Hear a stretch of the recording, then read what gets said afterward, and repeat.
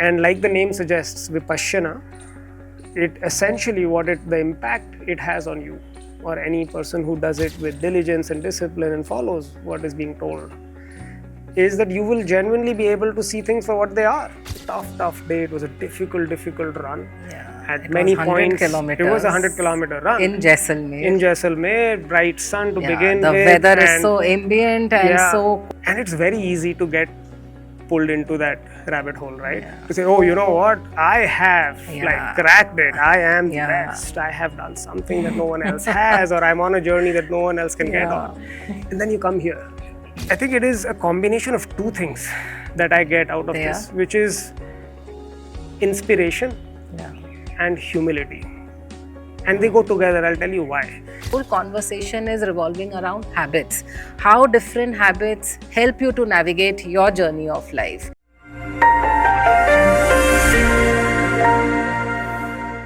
Namaste. I'm Shubhi Mathur and I welcome you all on Let Us Talk. Let me start our today's episode with one of my favorite lines. We are all humans in progress. And to keep that progress happening, we develop certain hobbies, certain interests. We've realized over time and with age how important it is to work on ourselves. After all, that's the best investment. Our today's podcast will not only help you and remind you how these hobbies or interests help us in our personal and professional life, but if you're always on the run, always on the go and feel, time kahan hai? There is so much things to do, दिन कहाँ खत्म हो जाता है पता ही नहीं चलता है, then do listen to us. Today we have with us Mr. Gautam Pandey, Chief Transformation Officer at Grey Orange, who not only takes out time from his busy routine to delve into activities such as Ironman, marathon, ultra run, but has also explored the spiritual world through Vipassana. Let us hear from him how he manages his work, his personal life, and takes out time for these activities. Welcome, Gautam, on Let Us Talk, and what a pleasure to have you here with us. Thank you so much. That's an illustrious introduction that you gave. It's a heavy burden for me to carry. Hopefully, I will deliver. No, I think the burden was for me because while we talk about habits, people usually have one habit and which they follow very diligently and which they can talk about. But here I was thinking that how much we will talk on. You have such a diverse spectrum. You not only focus on your physical fitness, but you've delved into the spiritual world through Vipassana. You've just come back from an ultra run. Yeah. And not many know what is ultra run. It is a 100-kilometer run. This one was a 100-kilometer run. Anything beyond a 42-kilometer distance is termed as an ultra run.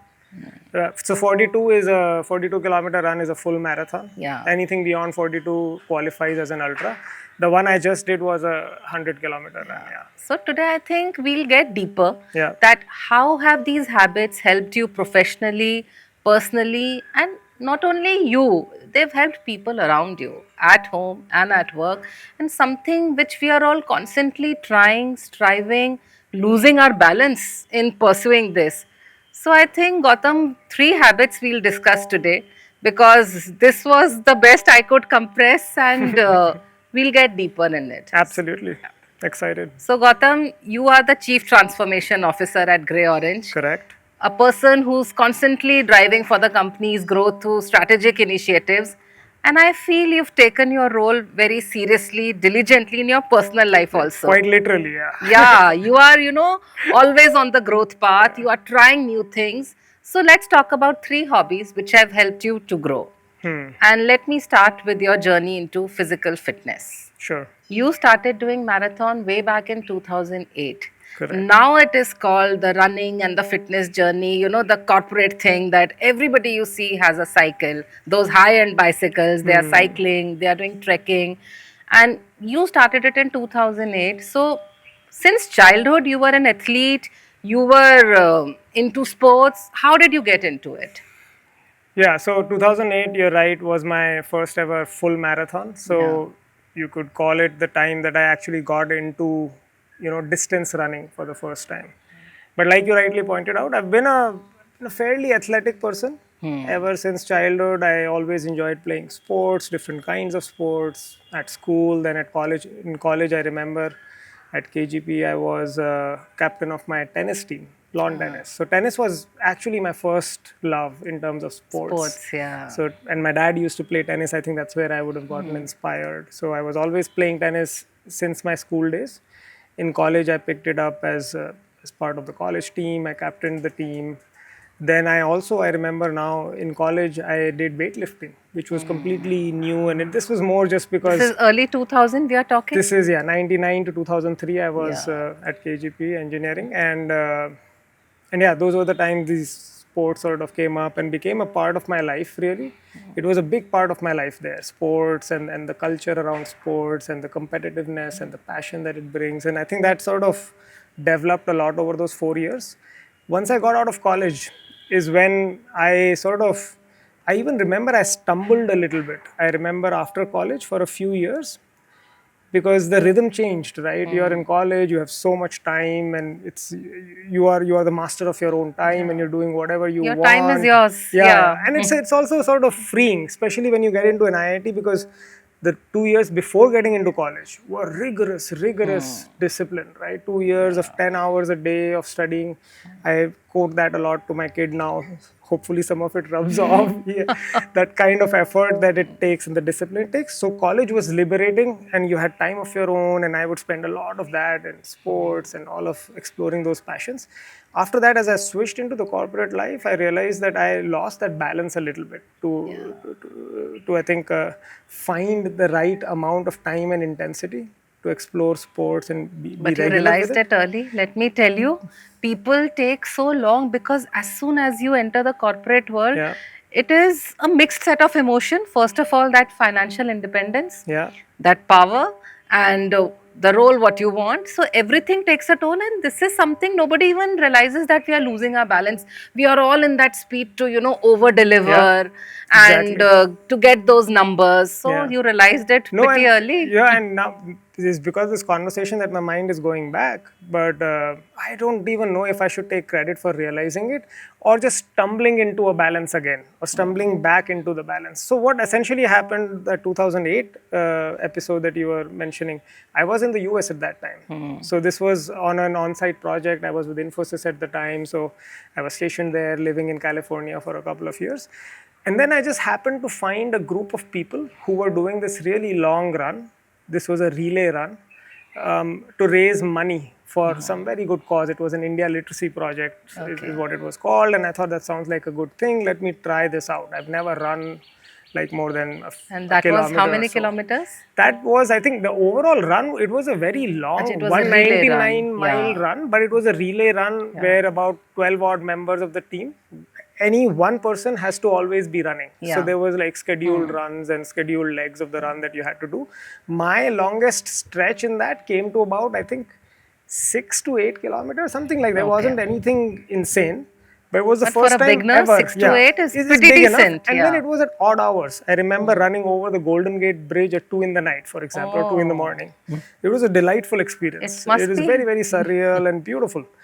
So that experience, through that, I realized when I went to my 6K thing, I realized that I didn't feel like stopping after 6 kilometers. It was just, I think the endorphins had kicked in. There was there was some chemical composition in the body that got to a state where I was really feeling very, very blissful. And my leg was over, so of course I had to get back into the car, and the other runner had to take over, and all of that. But then I said, maybe I should explore. That's how I That- really that was stumbled the trigger into this. point. That was the trigger. Yeah. And then the same group of people who had trained for this long run was then training for the San Francisco Marathon. And that was the first marathon that you just quoted, 2008. So I said, let me try this out.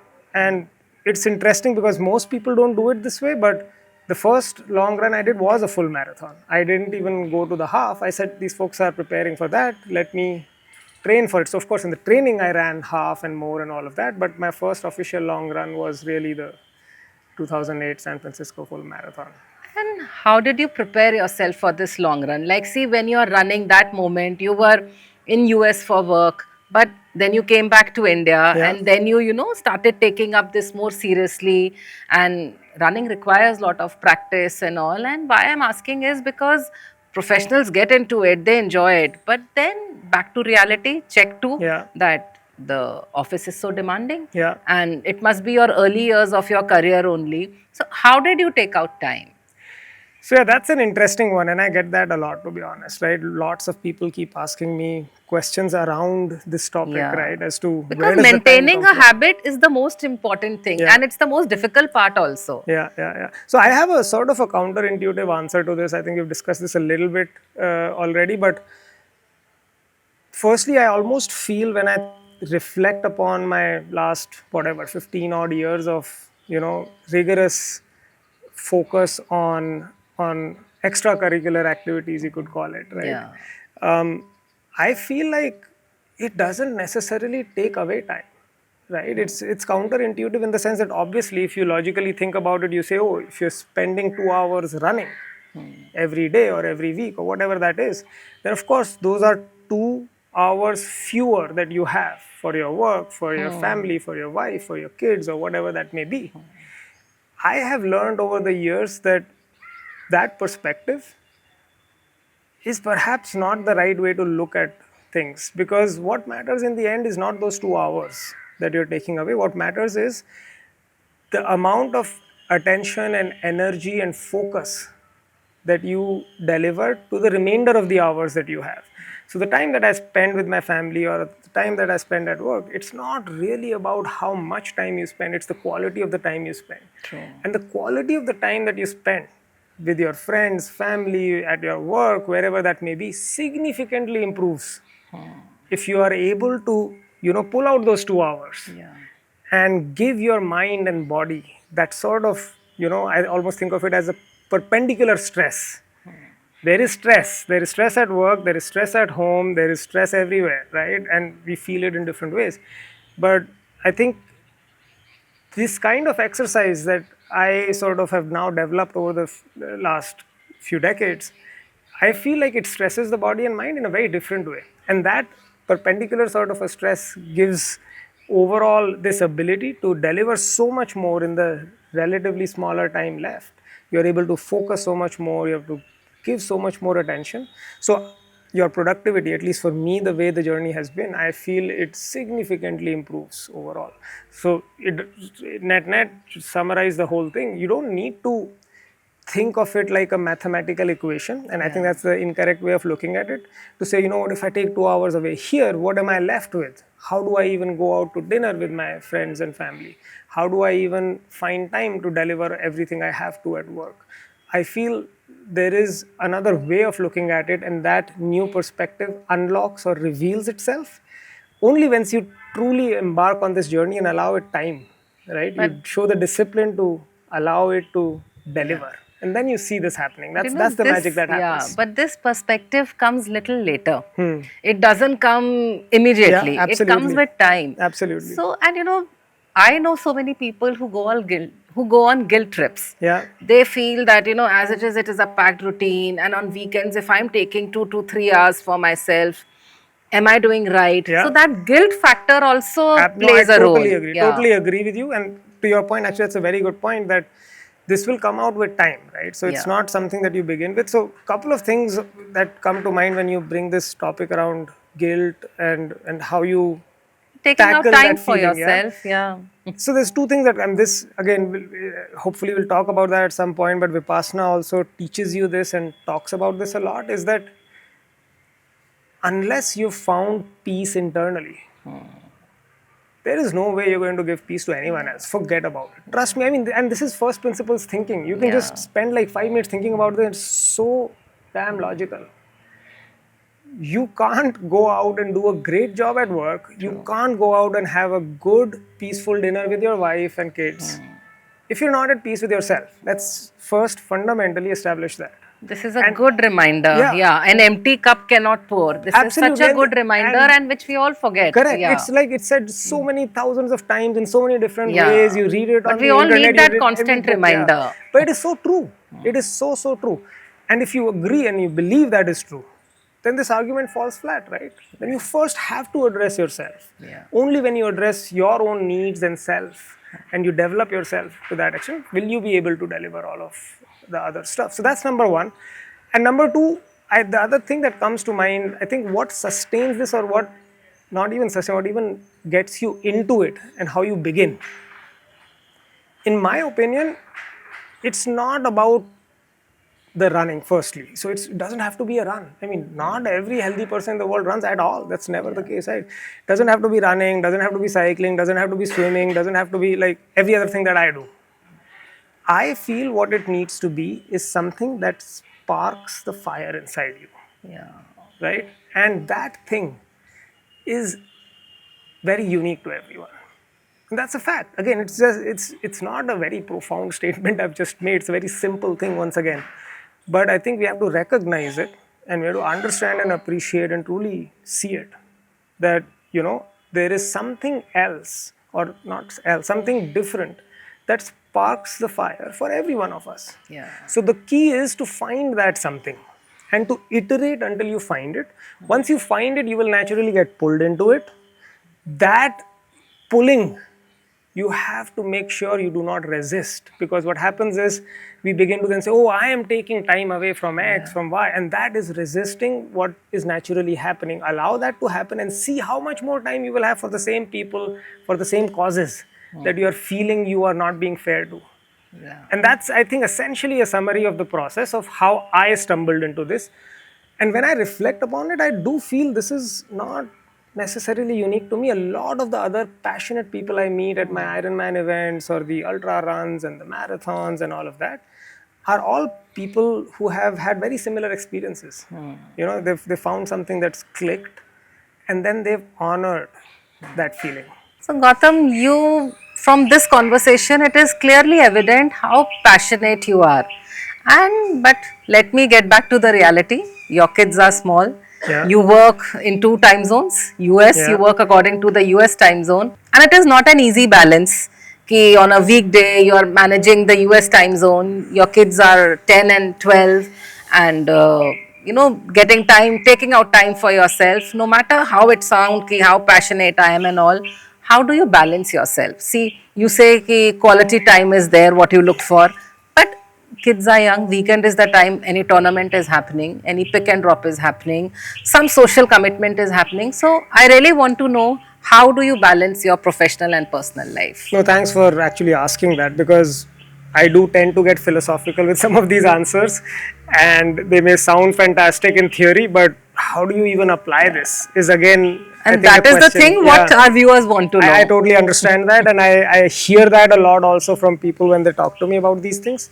So here's what I can share is how I have tackled it, right? And Yeah. it may be a different answer that people get to, but the starting point of all of this, if the motivation is the passion that I just spoke about, finding that passion, then the execution really comes down to discipline.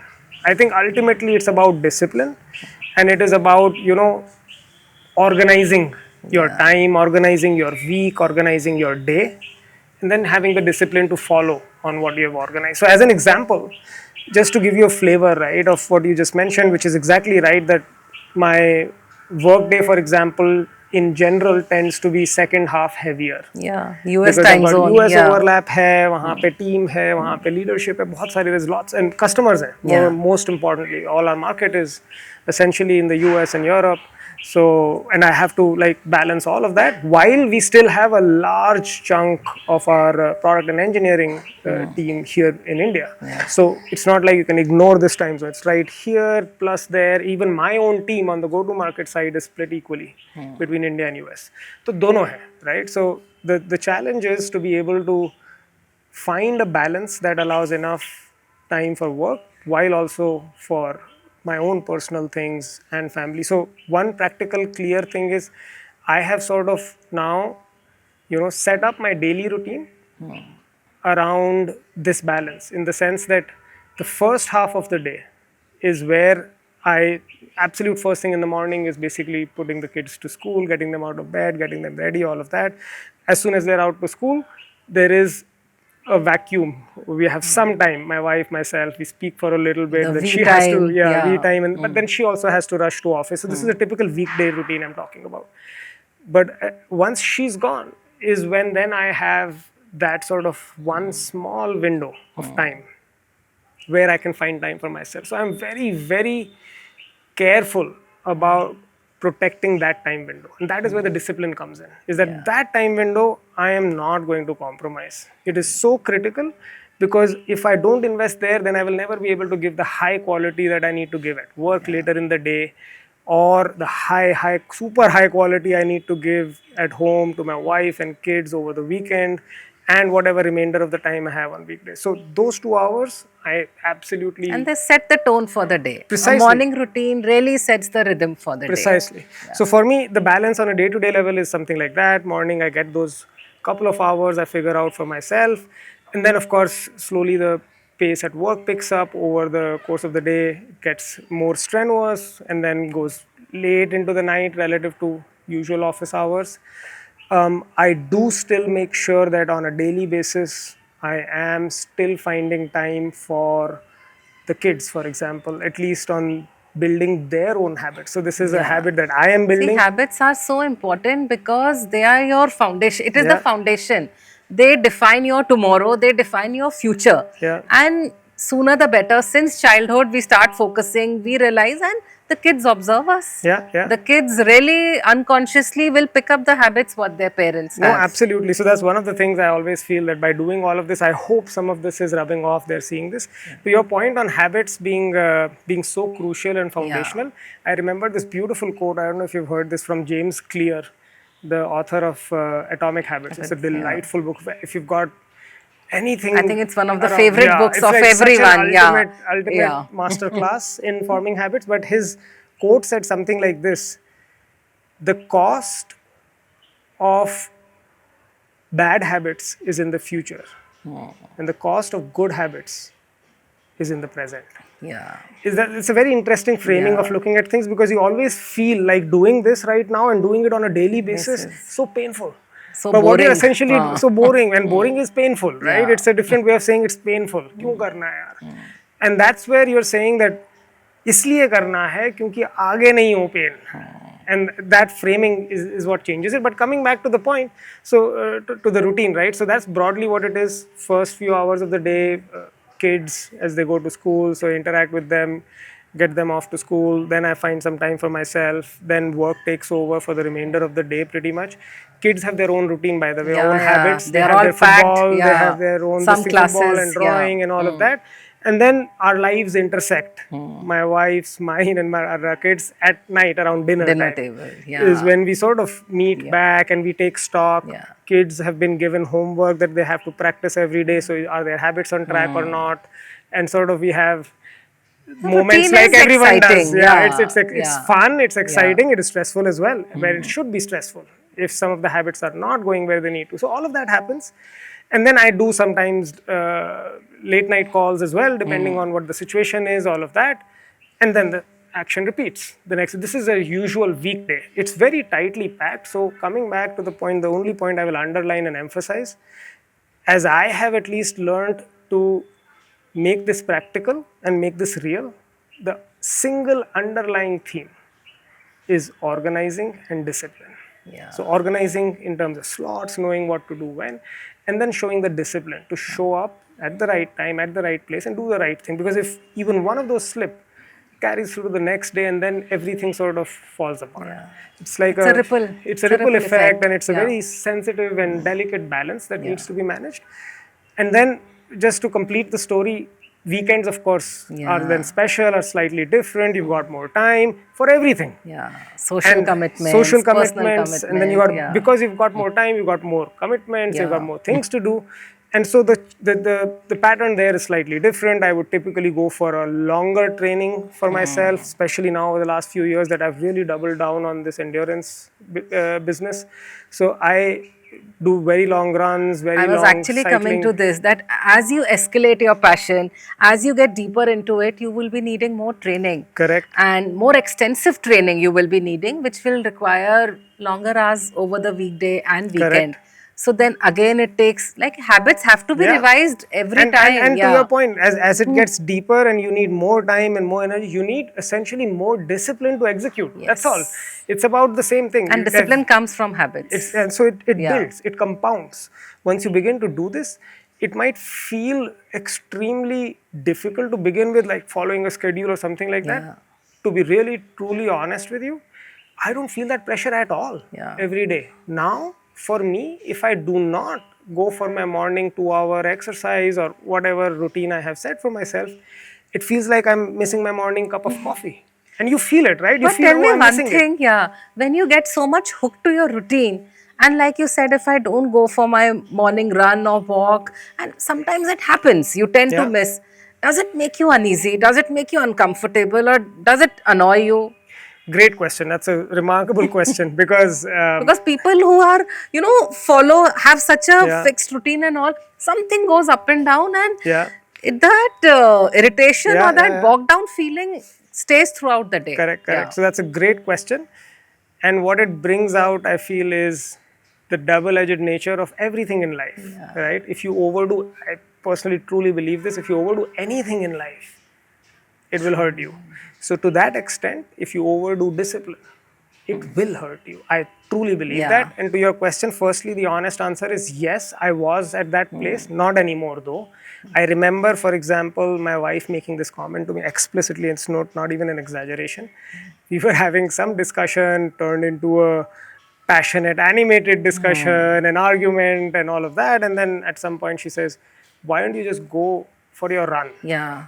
And she could Clear sense, हो जाओगे. Yes, हाँ, you'll she get that sensed clarity. कि Yeah. I needed the run. उसको दिख गया, right? And I think it was experiences like those that eventually made me reflect that, see, something's off. If Yeah. I'm dependent on that, whatever that is that a run, it could be a bike trip, maybe it's a good thing, it's a good exercise and a good habit and all of that. But if I'm dependent on it to have a good mood, to have the right demeanor, to interact with my loved ones, then this is fundamentally flawed at some very deep fundamental level. And that's why this question was very good. And I think that's where you have to understand and learn and appreciate that you can overdo this as well. And it will begin to hurt you. So, like with everything, it is a balance. It is a balance. And this is where this whole, I know we'll talk about it later, but this whole Vipassana journey also sort of helps with that reflection and balance. But coming back right now, since we're talking about how to make that passion practical, I think for that, this is the only way. And what I have personally seen in my personal experience of having met many people and a lot of people having come and asked me that why and how should we do it, I have realized personally, Shubhi, that the challenge typically is on the other side. People don't overdo it. People drastically underdo it. A Yeah. large number of people, at least I have seen, and I see people wanting to do things but not being able to, and it troubles me. It makes me feel bad because the only thing they need is discipline, and a large percentage of the people are definitely erring on the other side, which is a lack of discipline rather than too much. A very few people you will find are like over disciplined, and the ideal, of course, is that you don't become over disciplined and you know where to draw that line so that you don't become hostage to your habits. Gautam, this is a new perspective that don't be hostage to your habit. We all feel so bound and we all feel so, that, oh, आज मैं ये नहीं कर पाया या मैं ये नहीं कर पाया. But that is true. And this is the impact, this is the power of different kind of hobbies which have on you. And here, while we are talking about your first one, which is the physical fitness journey, I want to know the impact of it in your personal life and your professional life. Yeah, sure. I think it has been hugely impactful across personal, professional, basically the overall quality of life.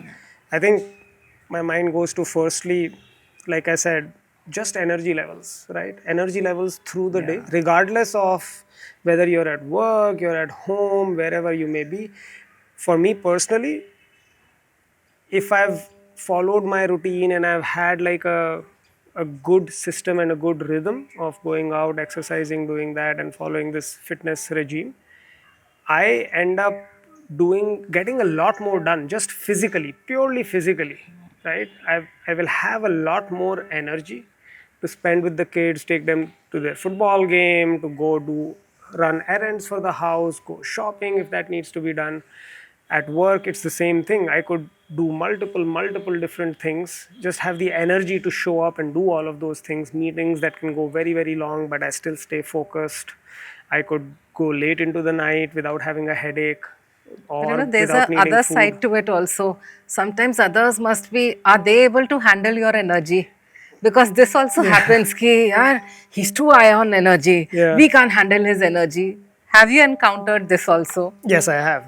In full transparency, I have. And I don't know how many people express it very openly. Some of them do, very few. But I feel a lot of people feel it but don't express it. And that I know it for a fact. At least at work, I know it for sure. That sometimes it can be over. But again, the key there, at least from my perspective, is to be aware of it, right? Yeah. That you have to be careful about managing the energy as well that Yeah. you have. So yeah, I do agree that it is. But again, this is one of those problems where I always feel it is much better to err on this side rather than the Yes. other. It is much better to have more energy rather than less, because when you have more, you can always sort of find ways or You can avenues give of more, like, dissipating yeah. that energy and not hurting anyone or demanding too much or burning anyone with it. But if you have too less energy, then you can't generate energy out of nowhere, right? So that's one thing. I think the first thing that comes to mind from habits and regimen and all of that is just the amount of energy that you have at your disposal, and hence so much more that you can get done. I think the other bit I will go back to what we earlier already spoke about is, I think, discipline. Yeah. I think what doing sort of or following a regular, consistent routine and regimen around fitness and seeing the feedback loop. When I say the feedback loop, as in seeing the results of it come through, like the run I just came from, right? It was a tough day. It was a difficult run. Yeah. At It was many 100 points, it was a kilometers 100-kilometer run in Jaisalmer. in Jaisalmer, bright sun to Yeah, begin the with, weather is and so ambient and yeah, so cold it yeah, can be so hot. bright, Yeah. like I said, bright sun to begin with, and exceptionally cold by the Yeah. time we finished and all of that. So we went from wearing t-shirts to like 3 layers and a skull cap and all of that. But I think many times during, I cramped, and many things happened during the day as we progressed over those 10-11 hours.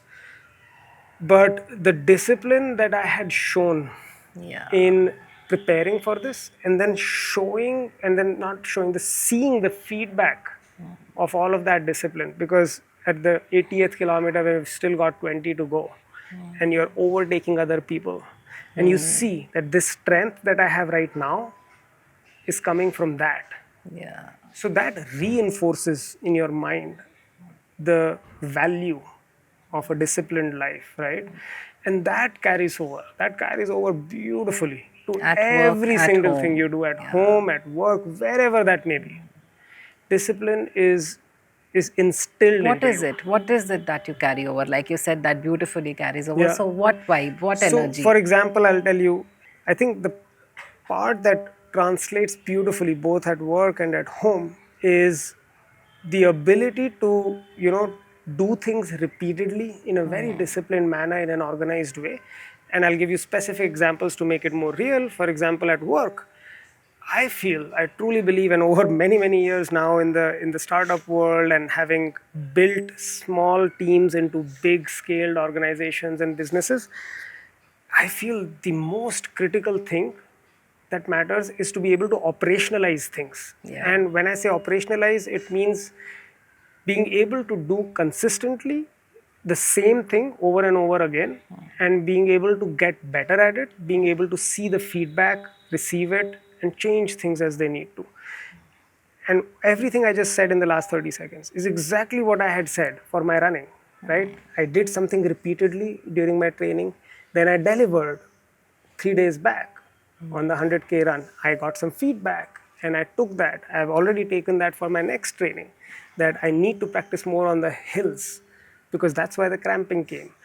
That understanding, that discipline of this process exactly directly applies at work. When I've set up these teams, go to market side of the business right now, we have these reviews where every week we do the same review.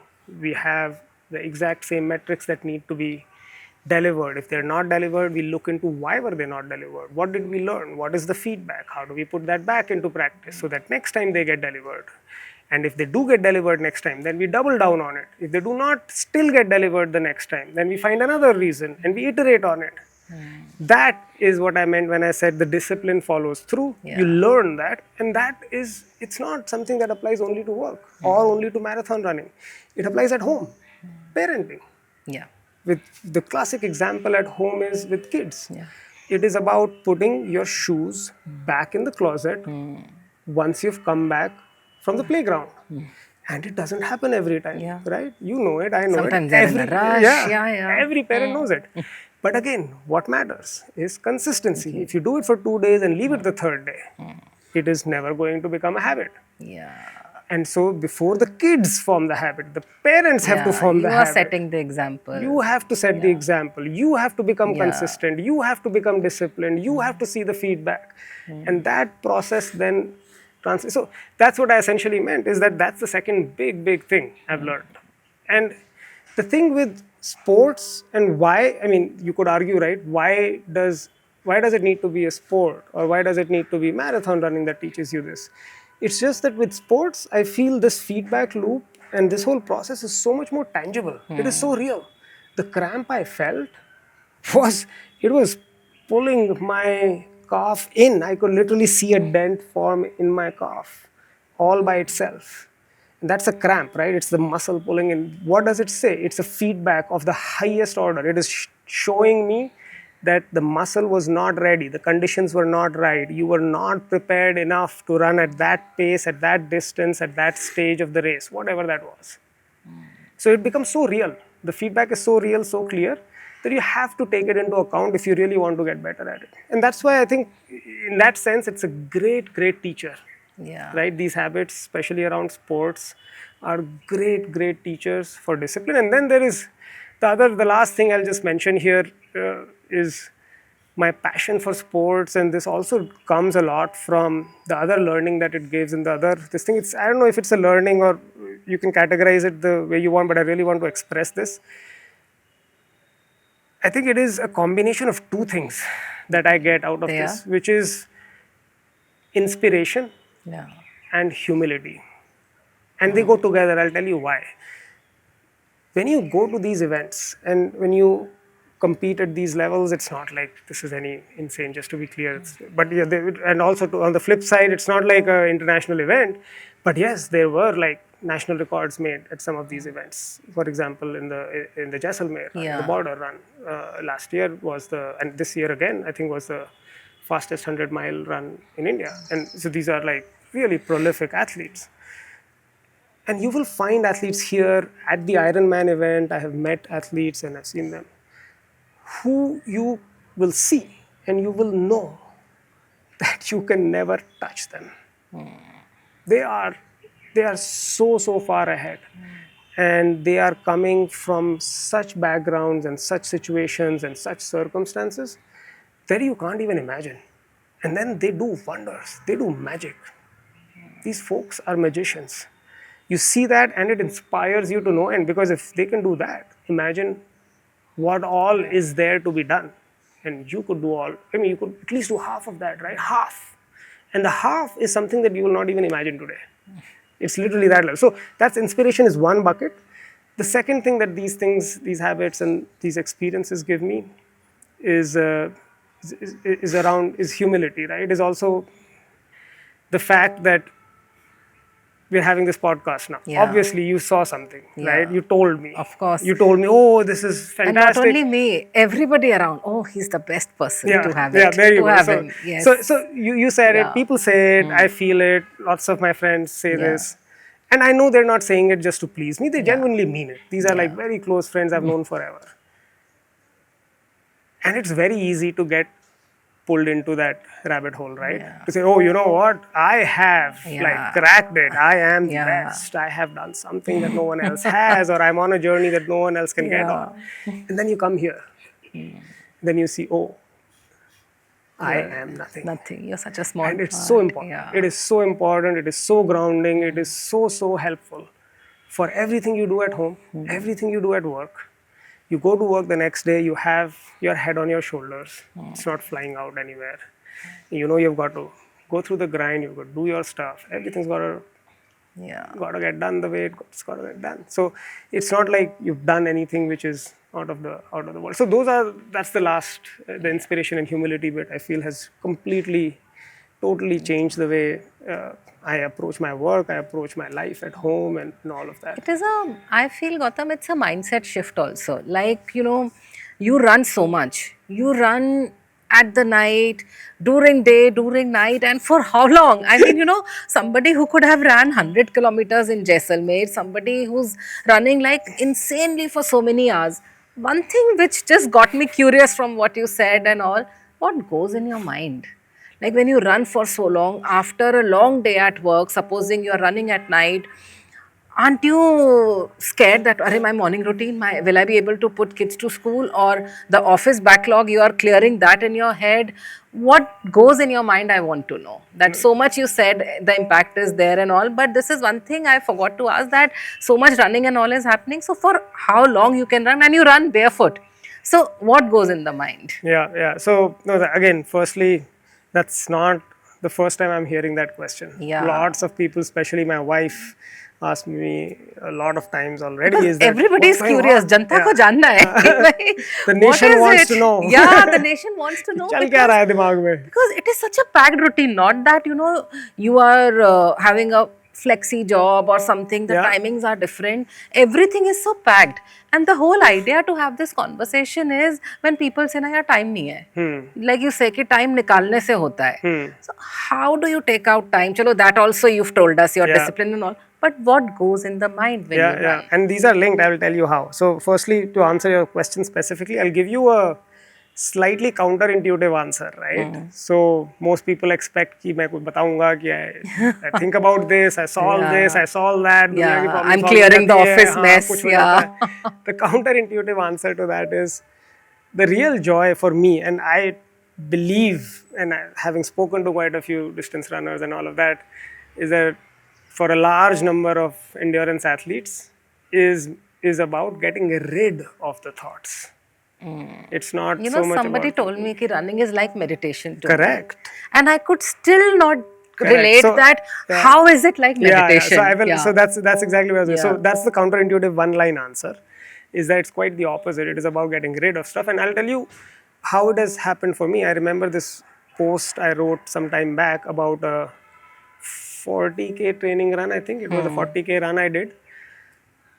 And literally, this is what I wrote in that, and that's exactly the experience I had that day, which was I went out. It was a tough week, I remember, and very, very strenuous work and stressful work, stress at home, kids, and everything, lots going on. And then, whenever a week like this ends, the first thing that I need, or I try my level best to protect, is again those 2 hours, 3 hours, and those 2 hours become typically 4 hours over the weekend. So it's like a Saturday morning 4-hour run. If it's a summer day, then I would get up at 4 a.m., do it before everyone even wakes up. That's also another discipline thing, how you save time for like families, things, and all of that. But I remember that day I got up early, went for the run because I had so much in my head, exactly to your point, so many things going on. So the first 10 kilometers of that run was mostly just a resurgence of those same thoughts accumulated over the course of the week. Itna stress tha, office ka tha, ghar ka tha. Lot of things came back, and I was thinking about them. By the 20th kilometer, all of that began to quiet down. And to your point around how this could be or feel like meditating, the so slowly thoughts began to settle. settle. And now you can visualize it as the thoughts settling, or sometimes when you actually think about Vipassana, and we'll talk about that, it can also be termed as thoughts leaving you. Basically, thoughts clearing out, resolving themselves and leaving the mind. But essentially, it's about the feeling of quieting down of the mind. And I distinctly remember this one thing was that around the 20K mark, I heard the birds chirping. And by the way, I'm doing the same loop. So it's not like I've gone somewhere else. It's the same loop I'm continuing to repeat again and again and again. And by the halfway mark, I'm now beginning to hear these birds chirping, beautiful sounds. And then I realize, is this the first time they're really chirping, or is this the first time that I'm noticing that they are chirping? And what was the answer? I have no idea. because I didn't have the mind space to even notice earlier. And that's why this is like meditation. And that's essentially what meditation is, if you really think about it, right? It's about a quieting down of this whole एक जंजाल जैसा है जो आपने अपने लिए बुना हुआ है, right? अपने ख्यालों से, अपने thoughts से, वो सब. So once you dismantle that, untangle that, unravel that, is when you get in touch with reality, which is the birds chirping. So Dean Karnaz, he made this quote, right, about running. He said, if you want to run, run a mile. If you want to change your life, run a marathon. If you want to meet God, run an ultra. Wow. And that for me captured the absolute essence of what it feels like. It's so difficult to explain, but I thought that's the best you can do in words. Like Gautam, we are talking about habits here, and it takes passion along with discipline to get this in your system or in your routine or in your lifestyle, I would say. You did the first Ironman run in the country when it came in 2019, and you told me something very interesting about it. And I would really want you to share it on the camera so that our viewers also come to know that how passionate you are about it and what all it takes. Sometimes like what excuses people make na ki arey slots khatam ho gaye. The Tata Marathon is coming, the 10K slots have finished, this slot is finished. That when you're passionate, wo kehte na puri shiddat laga do and how things work for you. The universe conspires to make it happen. So that story is very inspiring, and because we were, casually chit-chatting and you mentioned, and that was one of the triggers to have you here. So please share it. Thank you. No, first of all, thank you for taking me down memory lane by asking that when we were talking about that, and I went back and dug up all of those emails. Oh, it was, I remembered it and my memory got refreshed. It was amazing. So I'll share the story. Absolutely, I'll be delighted to. So this was 2019. I think, was it 19? Yeah, when Ironman first time was. Yeah, the first time. I'm just confusing, was it 19 or 20? I think it was 19. 19. 20 was COVID. Yeah, it was, so 20 was COVID, correct. 20, there was no Ironman in it. 19, yeah. So 19 was the first year they were coming. And 19 November or some November, December would have been October or November was the event. So 19 January, I remember, they had opened up the slots for registrations. And I was tracking Ironman for a while. It was somewhere on the horizon. I'd never really biked and all of that, but I knew I was a runner and I'll do something about it. And then it popped the quote up. Stayed with you. Yeah, and the quote, of course, Dean Karnaz and all of that. It was all, there's like all of that was happening in my life. And I was like, yeah, sounds like an interesting one. January, the slots opened. I saw on the website, I checked the dates. They said early bird discount on the registration up till, let's say, 15 Jan, something like that. I said, okay, there's 10 days to go for the discounted this thing. Of course, it is still open longer. And I said, all right, let me just make up my mind, feel comfortable, because it's a big deal. So Ironman 70.3, by the way, this is a half Ironman, just to give our viewers also a sense. It's a combination of swim, bike and run. The swim is in the open waters. This India event happens in Goa, so it's in the ocean. It's a 1.9 kilometer swim in the ocean, followed by a 90 kilometer bike ride, followed by a 21 kilometer run. So it's a decently strenuous sort of thing. You need to be well prepared and all of that. So I had to mentally. Lots of training. Even I needed to be mentally ready for it. I'd never swum in the open waters. I had never used road bikes for these distances ever and all of that. So I found this person, right? My good, not really a good friend at that time, but an acquaintance from Jaipur. And he was a prolific triathlete. He was an Ironman coach. And he used to be in the same society as me. So I went over to his place. I asked him that this is my background. I've run A, B, C, D. This is what I've done. I feel like this. I'm at this fitness level. Do you think I can sign up now in 6-8 months, be ready for this event? And he gave me a lot of advice. He said, see, you will figure it out. Don't worry. So the swim and everything is going to be a bit of a challenge. Swimming. I knew how to swim. It wasn't like I didn't know how to swim. I had scaled my long distance also a little bit after my slip disc. So that's another story, by the way. Excuse me. But because of my slip disc, I had moved into swimming for a year. I said, let me not do high impact exercise. So I had scaled my swimming. In the pool though, I had never swum in the open waters.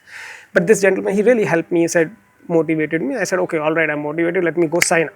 This the first step is sign up and then we'll figure it out. Went back, I looked up, this was still early bird time and seats sold out.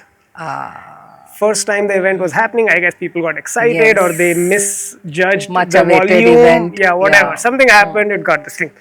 And then I instantly wrote them an email. I said, damn, now I'm mentally in that place where I have to get this done, right? Coach se So, baat ho gayi. I'm हाँ, excited. मतलब I also want to yeah, level up my game. Yeah, this is like a golden opportunity. And then there's always something special. And I remember writing in that email also the same thing. There's something special about doing it the first time. The first time ever it's happening. So being part of that history. Because the first time will only happen once. Yeah.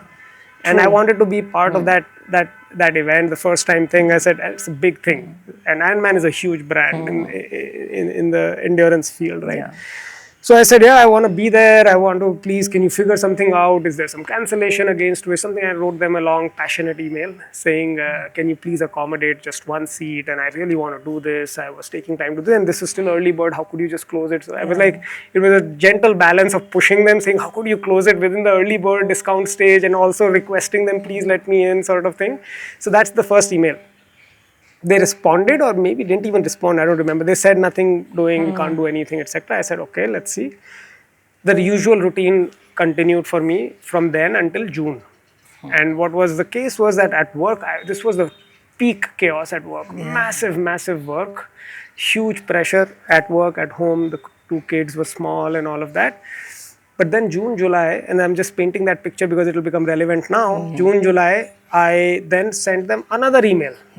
I said, just in case something's changed. Any slot is there. Yeah, just in case something might have changed. And when I went back, kept trying. Yes, the passion was there, the fire was there. कि मैं छोड़ूंगा नहीं. हाँ, मैं भूल गया था तारा जो आपने बोला. Then I went back and looked all over, and I was like amazed. Wow, I had some fire burning. So that's why I say. But normally people say slots over. कुछ नहीं कर सकते. क्या करूँ? कितनी बार और पूछ भी लिया यार. मना भी कर दिया. अपना वो भी कर लिया. फिर भी नहीं मानना. जून में फिर लिखा. This is passion. हाँ, फिर मैंने कहा, sir please.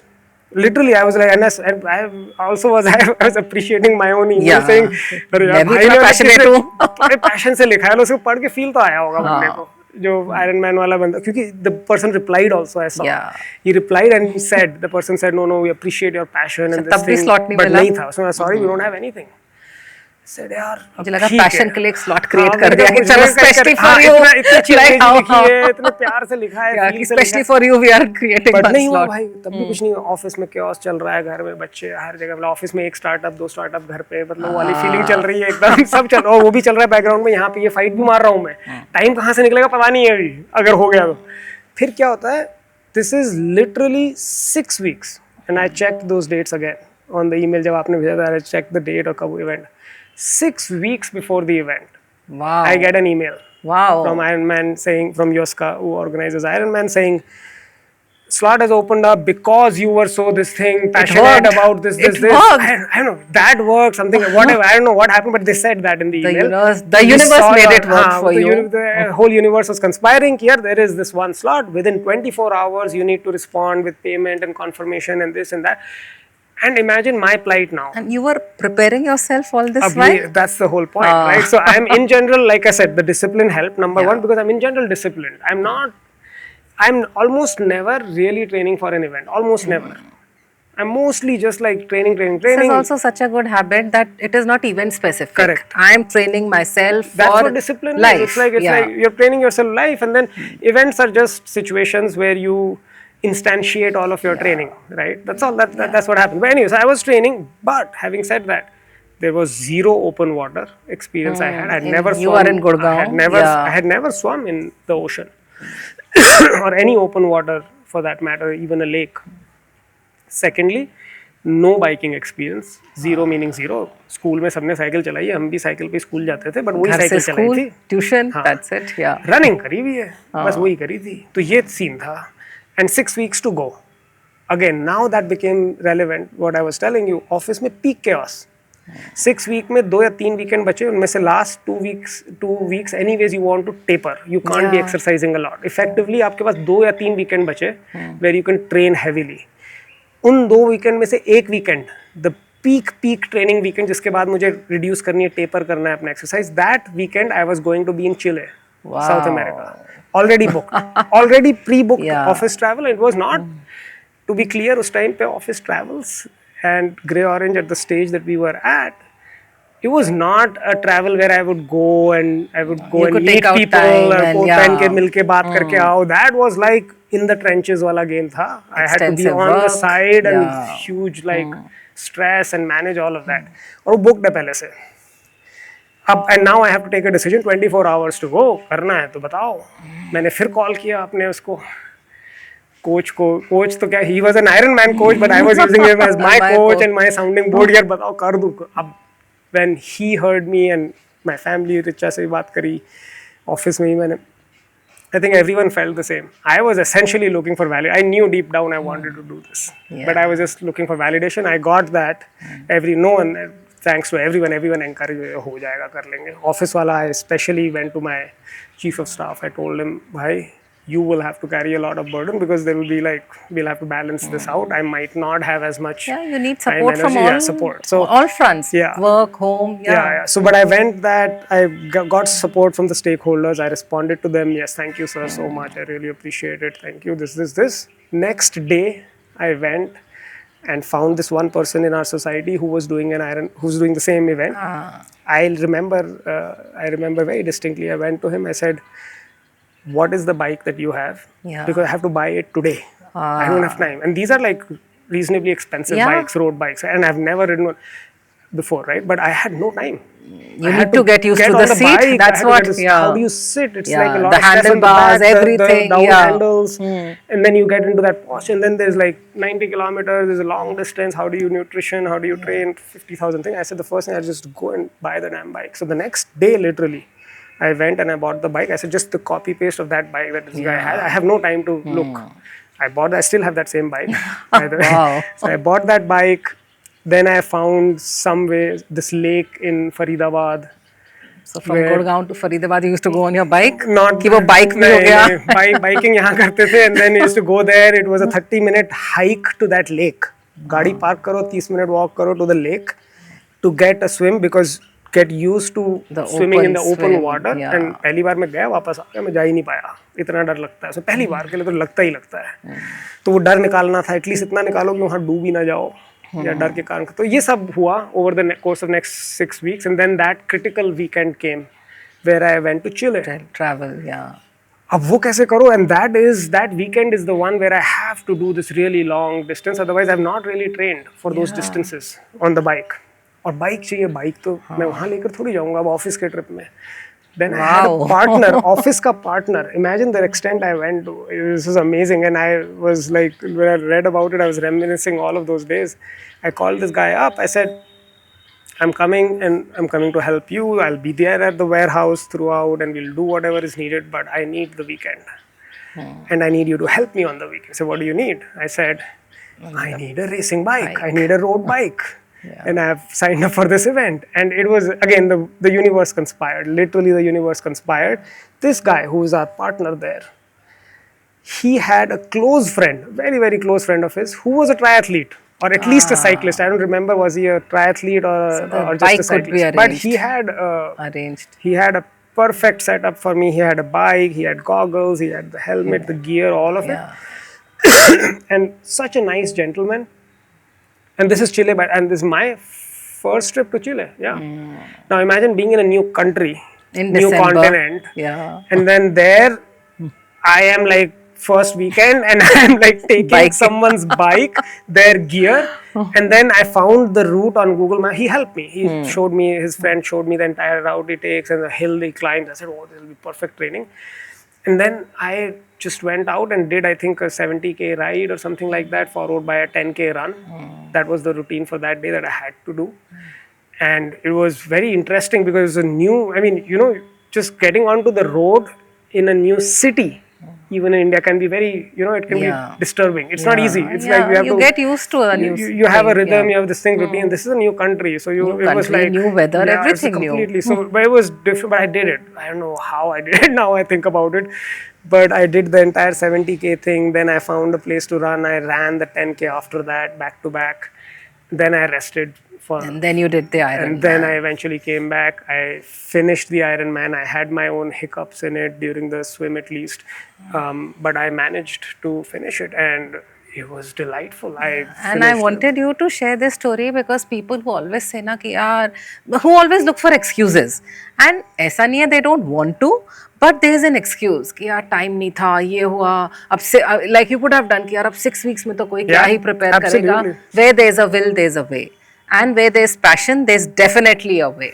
So Gautam, we discussed about your first habit, which was, physical fitness, which helps you to bring a discipline in your life, which helps you in so many other things. And now going back to the second habit of yours, which has helped you, for your mental well-being. And I feel in this season, as we talk about midlife, there is a sudden evolution of spirituality in all of us.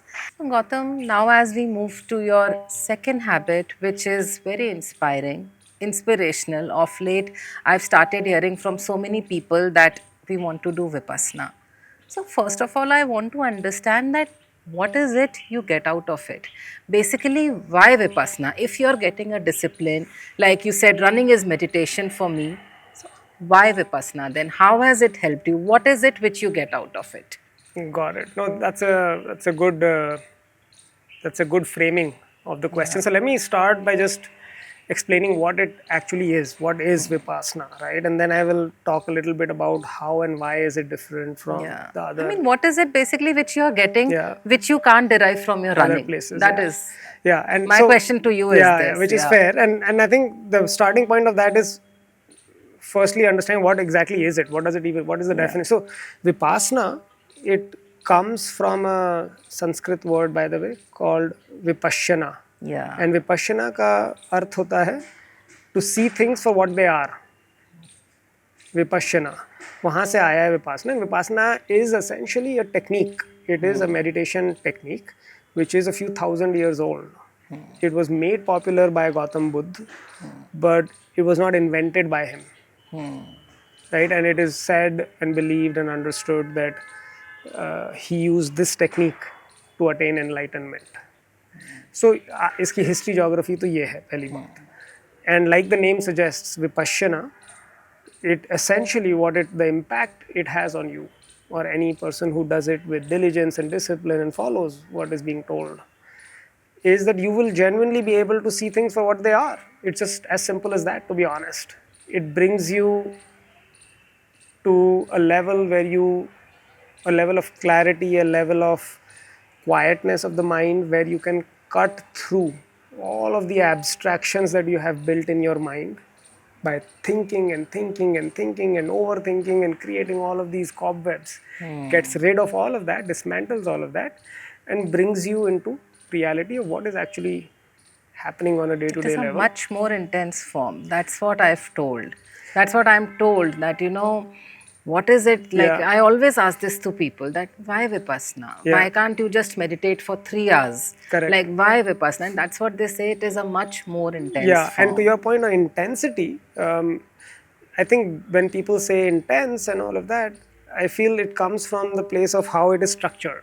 And I'll explain that in a bit. So, definitely the Vipassana setup is much deeper as compared to, like you said, sitting for a 2 hour meditation sitting or going for, let's say, prayers every week or something like that, which is again a religious thing. So a few things I'll just clarify, and so it'll make clear as to how this and why this is different, and then you can categorize it as intense or non-intense or whatever by your own standards. But firstly, Vipassana is completely non-religious.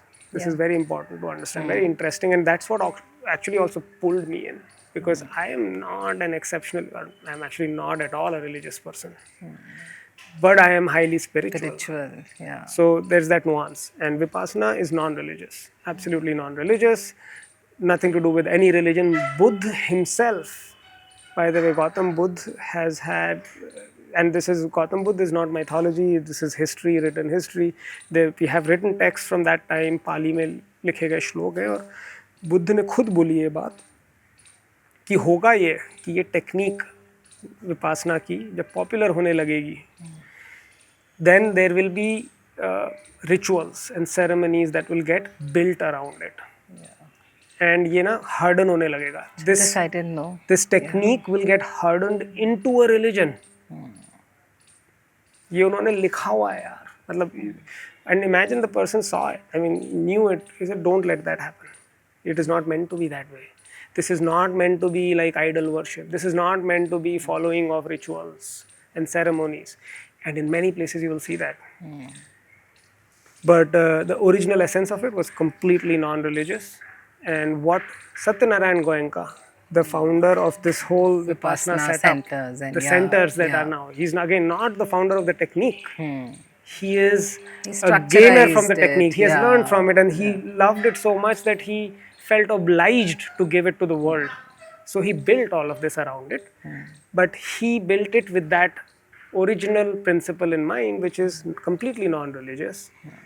Vipassana is also completely non-commercial. You cannot pay for it. And it is a reasonably intense thing. It's a 10-day course. I'll talk about that. But for the entire 10-day period, I didn't pay a dime. And you're staying there. You're having staying food there, living there, food there, everything's there. It's all at by their donations. expense. Donations. And you can donate, but you can donate once you've completed the course. पहले नहीं donate करके जा सकते. Commercial नहीं है. तो commercial angle नहीं है, religion का angle नहीं है, कोई इस तरह के pushes and pulls और वो सब नहीं है, right? So what that does is it brings a neutrality to the whole thing. And then, like I said, the structure of the course is reasonably intense. It is a 10-day course. It is a 10-day fully residential course, जैसे बोलते हैं ऐसे. Which year did you do? This was, again, this was 2020, just before COVID had begun to And really, this is really right spread. after your Ironman, if I'm After not the wrong? Ironman, before. So two things going back to back it was. So what got you into Vipassana? Like you had just done your Ironman. So if I may ask that, what does it there, like, does it have to have a trigger? Or it was curiosity? Like normally what I hear from people is that if there is a trigger point or there is curiosity, what got you there and why did you think this will help you? Sure. No, for me it was very clear, to be honest. It was I feel like there was definitely a trigger.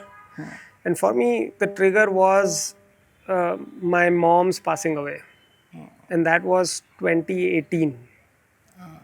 And I think that was a very stressful time. It is Of very course, I mean, losing a traumatic. parent is a phenomenally transformative experience for everyone, as anyone goes through it.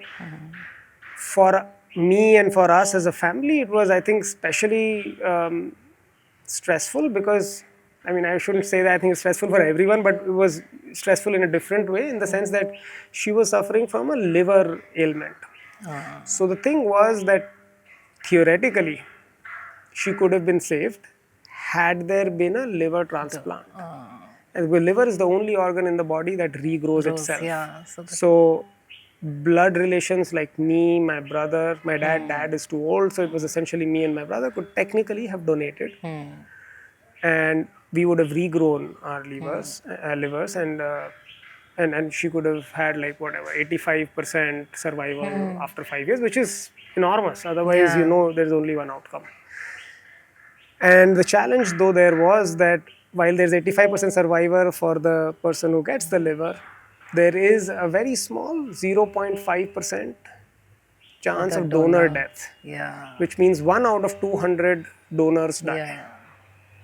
And that makes the equation exceptionally complex if you just zoom out and look at what the dynamics of that decision making will now be.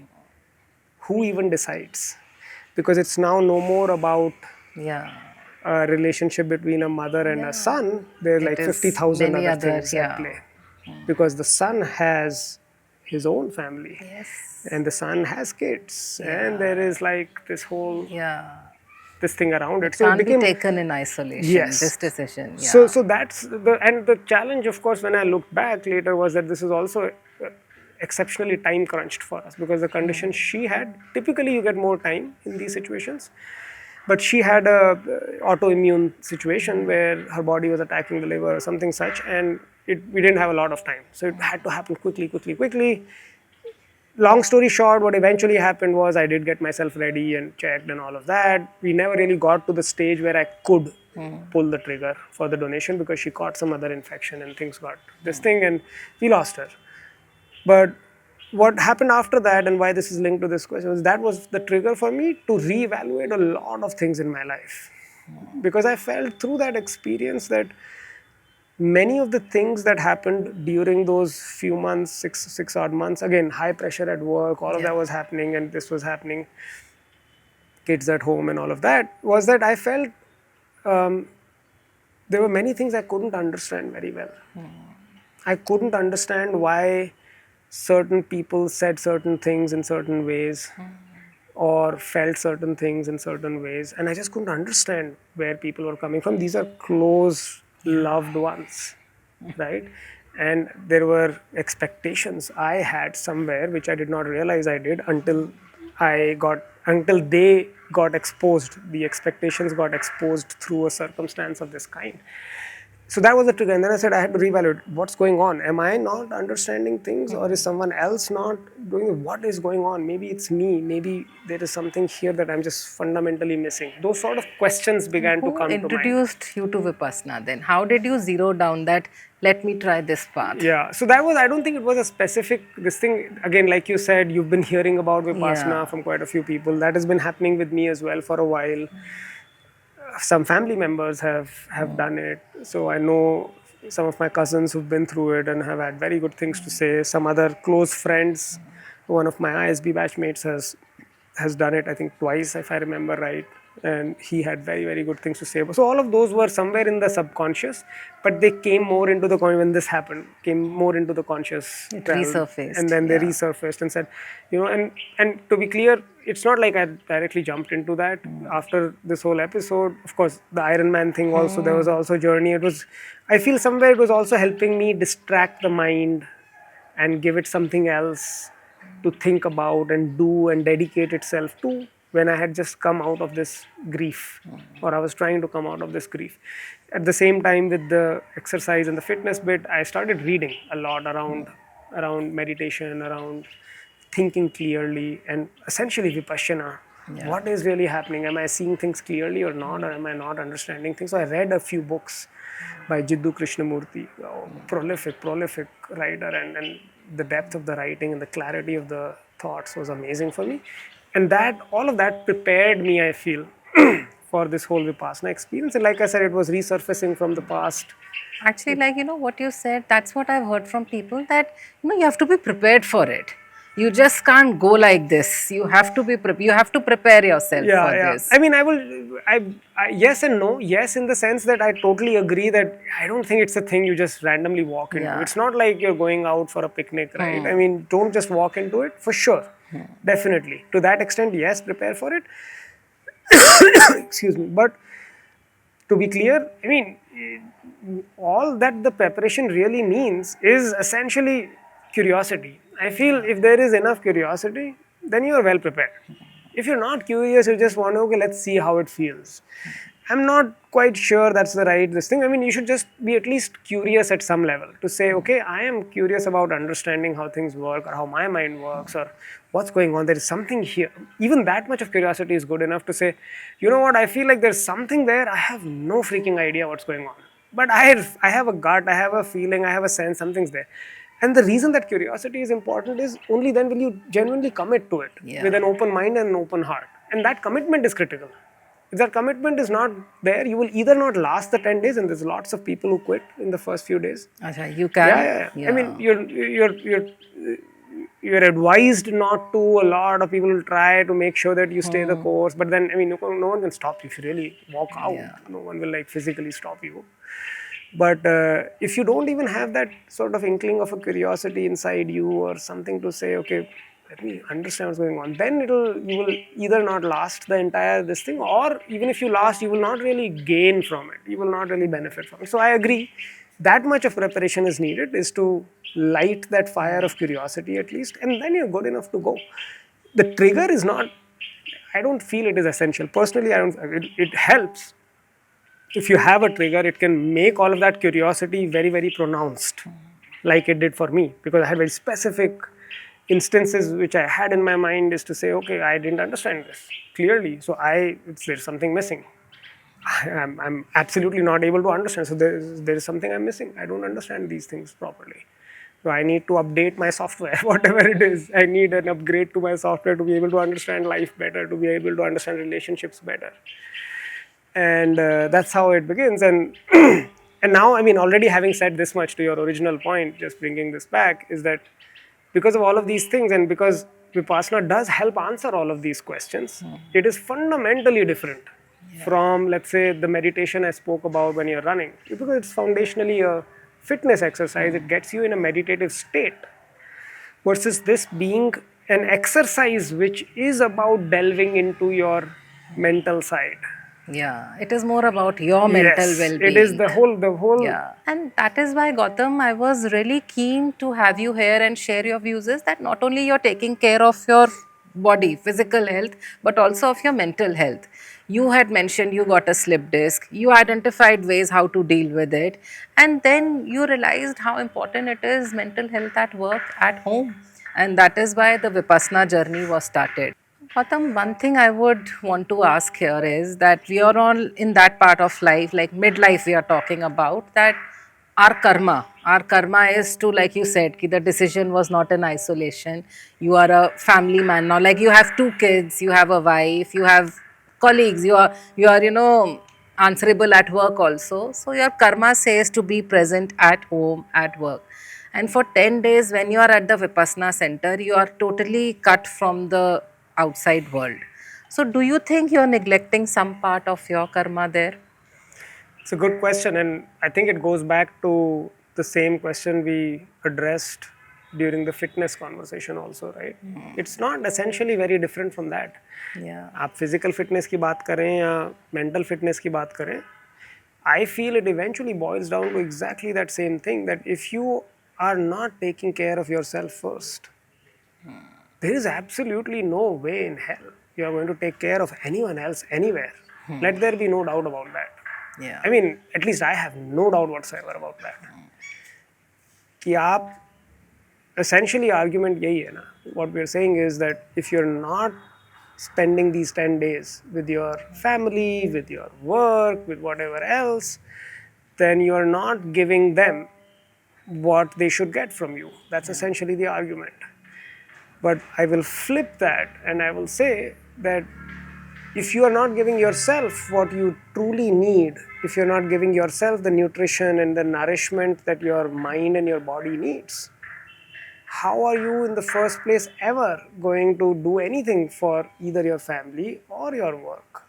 Because they deserve your best quality attention, your best quality of energy, which is sustained over long periods of time, and which is especially coming through when there is stressful situations at home, at work. Yeah. And at a stressful situation, if you're not rested, if you don't have a relaxed mind and a relaxed body and a trained mind and a trained body, you are going to suffer and you're going to make people around you suffer. It's very simple. So it's a counterintuitive answer again. But Yeah. it is, I strongly feel for it. I absolutely, totally, strongly believe in it. That this doesn't take away, it gives back multiple times these 10 days. And this, by the way, is very interestingly, is one of the things I think, if I remember right now, I'm forgetting a little bit, Satyanarayan Goenka, the person who set this up and whose teachings and whose lessons are narrated every day during the Vipassana course, he calls out exactly the same thing.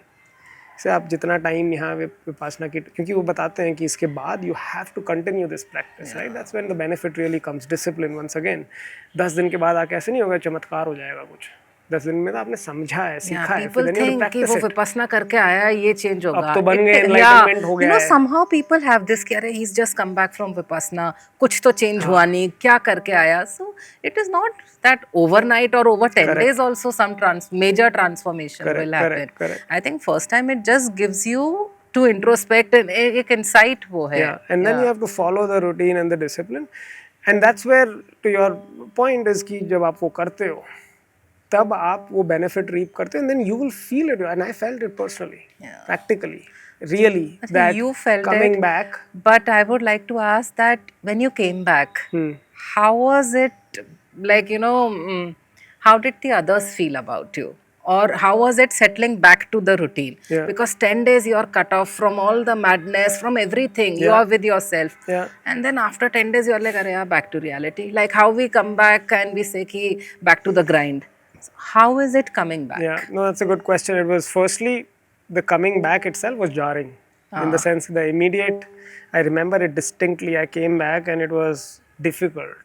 It was difficult in a very different way because there is just so much stimulation.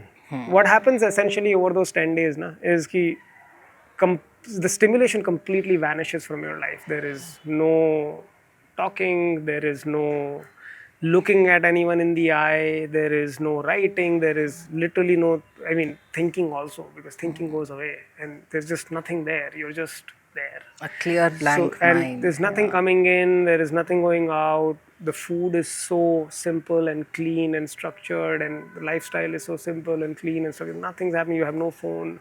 There is no signal that is, coming.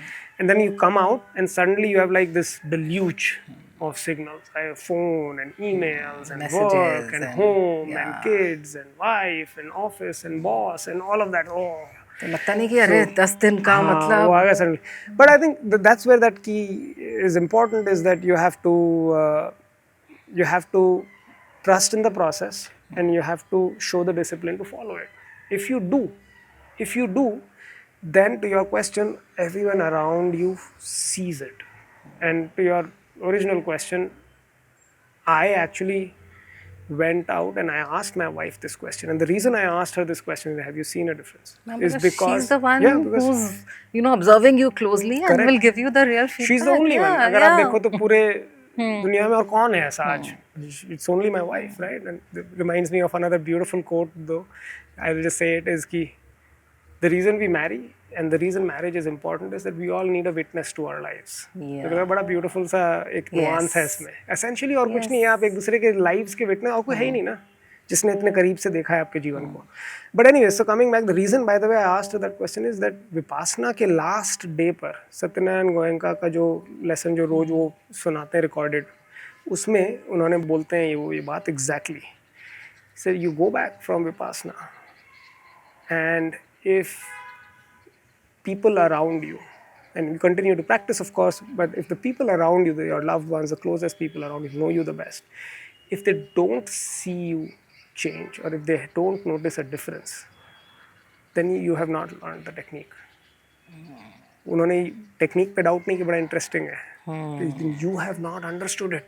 आपसे हो नहीं पा रहा है, या practice नहीं कर पा रहे हैं, या फिर आप समझ नहीं पा रहे हैं, फिर से प्रैक्टिस करिए. And I want to know what was your wife's reaction. But imagine, मेरे को तो ये भी लगा कि उनका भी कन्विक्शन सोचो टेक्निक का कितना बढ़िया उन्होंने मापदंड रखा है अपने उसके लिए, अपने पूरे शिविर के लिए, कि यार वापस गए और आपने ये नहीं हुआ तो फिर फायदा नहीं हो पा रहा है, करो और वापस करो और फिर ठीक से. And she responded because I felt certain changes, and not immediately, आते ही नहीं, ऐसे नहीं आते ही क्या होता है, बट कुछ a few weeks later I also felt a few things happening in my own behavior, in my demeanor, in my thinking, in the way I approached things in life in general, and all of those, and day-to-day conversations practically. And she said the same thing, which is, no, I've seen you calm down, for example. One of the things she mentioned, Manika, exactly, I feel the same way. This calming down at work is also so important. It is. It is, I think. Critically, crucially important. She has said it has calmed you, so I'm sure the impact would have been at work also. For sure. At home, at work, if there is one thing that absolutely practically day-to-day level will hit you, if you do it well, if you understand it, follow it, practice it, discipline, it'll calm things down. It'll calm things down, and the calmness brings with it good decision making. Work की बात करें तो amazing level of impact it can bring. I mean, I can't even begin to explain. This is my next question. Decision making में जिस level की आपको clarity आ सकती है ना, if you are able to achieve a certain calmness of mind, because I see it every single day, and the higher you rise in the corporate ladder, the more you see it. People are so clouded in their thinking. They are so all over the place. Half of the people don't even freaking know what they are thinking. They don't themselves know. So just being able to know and see your own self and see your own thought process, how are they formed? Why am I thinking this way? Where is this bias coming from? Being clear about seeing all of those thought structures and thought patterns gives you an unassailable advantage at work. Unassailable. खासकर जैसे मैं बोल रहा हूँ, जितना भी increasingly senior levels पे जाते हैं इसलिए बिकॉज वहाँ पे डिसीजन मेकिंग का ही गेम होता है. वहाँ काम करने का उतना ज़्यादा काम क्या, काम तो करने के लिए होते हैं लोग. सही डिसीजन ले पाना विद निष्पक्ष होकर, जैसे बोलते हैं ना, कंप्लीटली, इसमें भी शब्द यूज करते हैं, बड़ा सुंदर शब्द लगा मुझे विपासना, तटस्थ हिंदी का. I mean the streams flowing and आप तट पे हो टाइप, मतलब you are watching things go, while being able to achieve that state and then making these decisions changes the game, and very very very very few people. So what was the other impact which you felt, after Vipassana changed at work, helped you? Like the whole conversation of today is basically, let me tell our viewers, we are not here to talk about Vipassana or Ironman. The whole conversation is revolving around habits. How different habits help you to navigate your journey of life. So I want to know, how did Vipassana help you more at the work front? Because this is one thing which people feel कि यार वो balance चाहिए, and vipassana से वो balance मिल जाएगा. So I want to know that. बिल्कुल. सो जैसा मैंने एक बोला, ये तो एक स्किल आ जाती है अगर आप इसको करते हो, डिसीजन मेकिंग और सब में शांत रह पाना, managing that. I feel the other thing, if you develop this habit is it does give you a lot more mind space to deal with complete chaos. And मुझे increasingly ऐसा लगता है, I increasingly subscribe to this view now, is that businesses, and especially in today's world with so much changing so fast, आप technology देख लो, कोई भी industry उठा लो, but खासकर टेक्नोलॉजी में जिस तरह का एक्सपोनेंशियल कर्व आ रहा है, everything is getting disrupted much much faster than things were just 5 years, 10 years ago. So being able to deal with change requires so much more resilience from deep within, so much more of the ability to rewire and reframe the way you were approaching the same situation, let's say 5 years ago. You have to now change it because things have changed. Industry का direction has changed, company का direction बदलेगा, much faster बदलेगा, much faster frequency पे बदलेगा, much higher magnitude का change होगा. अब ये चीज़ से डील कर पाना on a day to day level, I feel it's a direct benefit that you get from being clear in your thinking, being clear in your mind. और वो सारी शांति आपको meditation, Vipassana, and at least for me it has been exceptionally helpful in giving me that. And it goes hand in hand. Like I remember you only told me this, that the Vipassana and the Ironman journey and everything, they all go hand in hand. Yeah. That's the other bit. Thanks for calling that out. But this is again not something that even I had ever either envisaged or even imagined, like about, let's say, 3 years back or 4 years back. But अब मुझे बहुत ही increasingly ये connection दिखता है, जैसे बोलते हैं ना साइकोसोमैटिक, जो एक शब्द होता है कि यार mental and body, I see it all the time, whether it's my endurance events or it's my meditation. I see how the mind and body directly and immensely impact each other. So well-being of the mind will really result in a well-being of the body. And a well-being of the body is the first step to the well-being of the mind. Both the things have to be taken care of. It has to be. So, and you are doing that, So Gautam, coming to the third part, I mean, there are of course many things what we can discuss, but these are the 3 things which I wanted to highlight. That the third habit or the third thing which you do is, you keep experimenting, you keep trying new things, and this is something so important which we all do at work also, and you keep doing it in your personal life also. And what makes me say this is, recently you did that cold plunge. So were you like, this also started off late, of keep trying new things, or you were always, since childhood, you were keen to experiment on new things? That's a good question. I don't know how keen and curious I was as a child. I do feel though personally that as children we are all exceptionally curious. We are curious. I feel like it's a natural. Curious is different, and trying new things and experimenting new things is different. So maybe there's the difference. That's a good point also. I feel curiosity to मुझे लगता है is a very it's a very innate feeling. It's a very human thing, very innate thing, and I think we are born, all of us born with it. I also sometimes feel like it gets dulled with age and with time, right? We sort of lose that curiosity a little bit. We get into the mundane and we lose it. But to your point, I think making the leap from curiosity to learning, or to from curiosity to experimenting to iterating, I think there's a leap of faith or courage somewhere in the middle. There's a bridge from curiosity to experimenting. There is a bridge of courage that you need to cross, I guess. And that for me would have happened, I guess. That's a fair. This thing would have probably last again 3 to 4 years is what I've been sensing has been that period of my life. It could be the middle age thing, midlife crisis, or whatever you may call it. But I think at that time, these things began to give me a lot more joy. And what were these things? Like cold plunge, I know. What were the other things which you tried? Many things. I mean, Yeah, Vipassana also yeah. was So all during of these. So this. Vipassana, Yeah. I'll just to if I just think about it, I think few things or a few journeys that I experimented on. Vipassana was definitely one, and I've continued that. Now Vipassana has transformed into a different kind of a routine that I have on a daily basis. I go into some spiritual this thing. Texts that I read and I hear on audio. I think so. That's one journey I'm on. It's very rewarding, and I'm continuing to go very deep. Fitness, we already spoke about, has taken a completely different flavor now with these distances that I'm doing, and on the Ironman front also the new things I'm trying. So all of that's I think been very interesting, and has given me a lot of joy and scratched my itch of curiosity.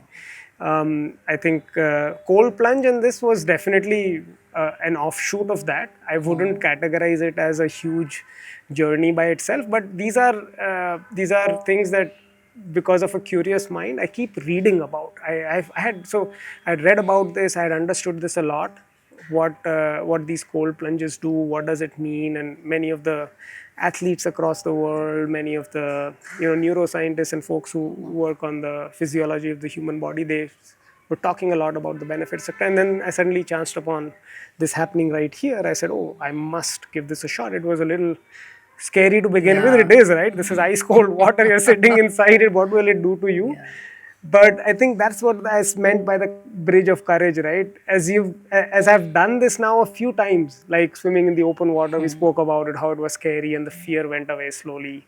Running long distances was exceptionally scary. I did the 100-mile run last year. This was the 100-kilometer last year, 160. That was a very strenuous and brutal run, really. But having come through it, then you build that courage to be able to try something new. So in that sense, the cold plunge experience was not that scary anymore for me. So I was able to try that. I think other experiments I've been making, I would absolutely call out stuff at work. I think it's very interesting because it does relate again. So, Gautam, now we come to the last leg of our podcast, which is called the High Five Podcast. Here we take one recommendation on 5 things from our speaker, something which he feels can add value to our viewers. So, the first thing is your book recommendation. Well, we just spoke about meditation and spirituality. So the one that comes to mind immediately is the Book of Life by Jiddu Krishnamurti. If spirituality and learning about the art of thinking clearly is of any interest at all, I can't imagine a better book. Wonderful.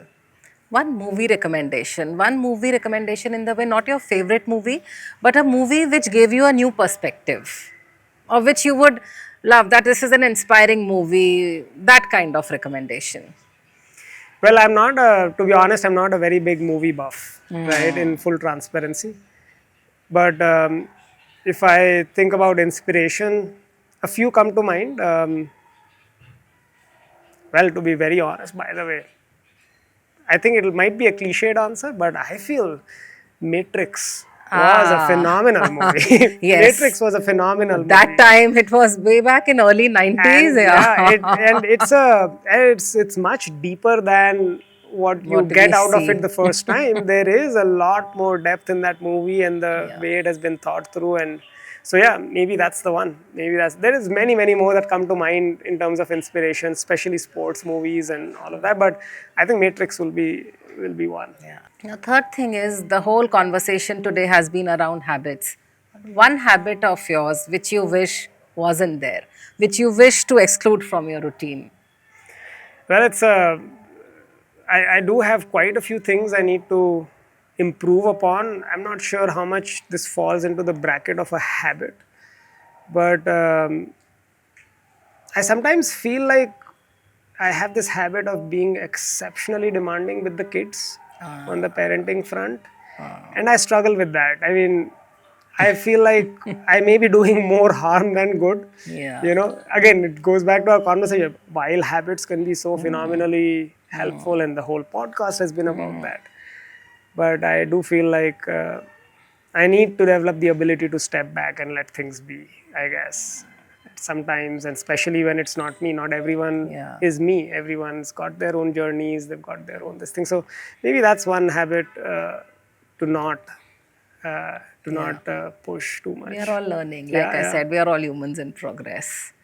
Okay, one habit of yours which you can't do without. Like I have to do this every day. Well, the simple one is, I think at this point, is coffee in the morning.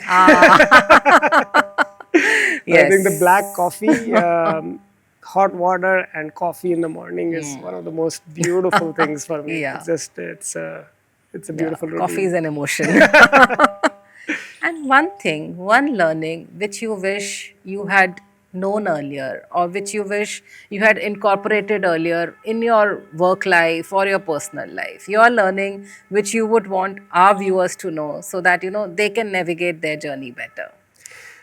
Well, I'll say something again. It might sound a little abstract, but I've truly benefited from this. And every ancient spiritual text, wherever you read, this is the same answer written everywhere. I wish I would have understood it better. The answer everyone knows is a lack of attachment with the outcome.